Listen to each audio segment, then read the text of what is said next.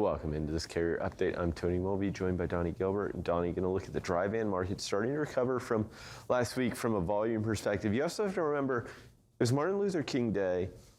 It's not as maybe a sizable drop as what you see around, say, Labor Day or Memorial Day, but there's traditionally some impacts, and we've come out of that. There are a lot of companies that do recognize Martin Luther King Day.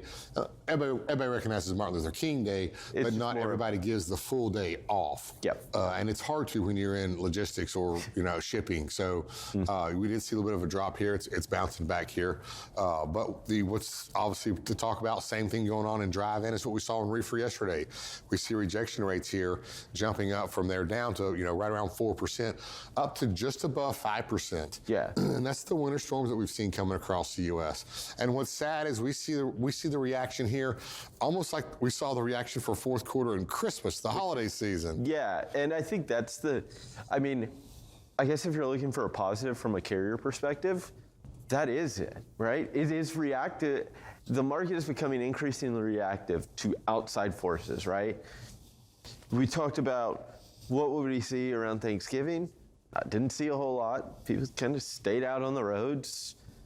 But you saw this increase. We didn't reach where we were last year, but it was an increase. We were also lower to start than we were last year. Yeah. But this increase because of the winter weather is the important one. Yeah, and it's not just one storm. Yeah. It's been multiple storms. And what's happening here is we still have these mega carriers that are just accepting everything they can. Mm-hmm.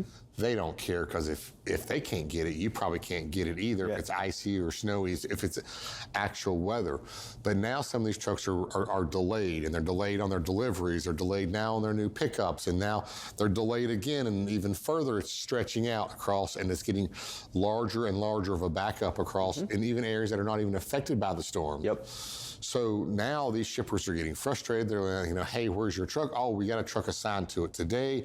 It'll be there this afternoon. This afternoon comes, they still don't get it.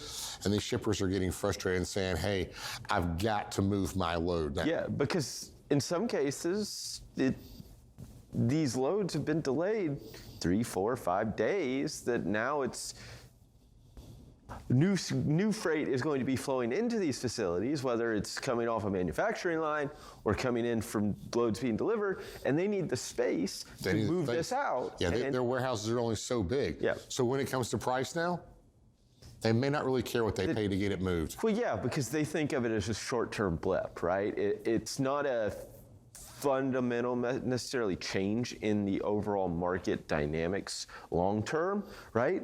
But it's a short-term thing that, hey, if it costs me a week and I have to pay more for a week, well, guess what?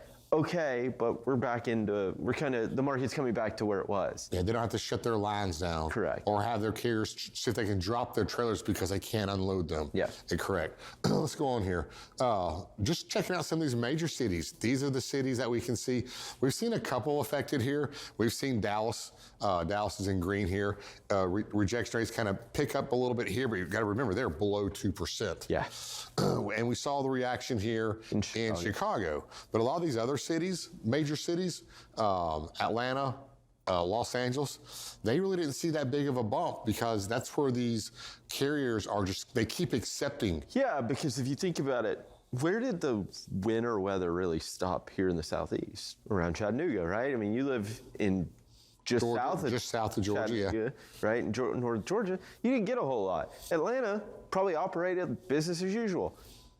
Los Angeles, business as usual. Correct. Dallas felt effects to some degree, maybe not as severe as it was a few years ago, but some effects.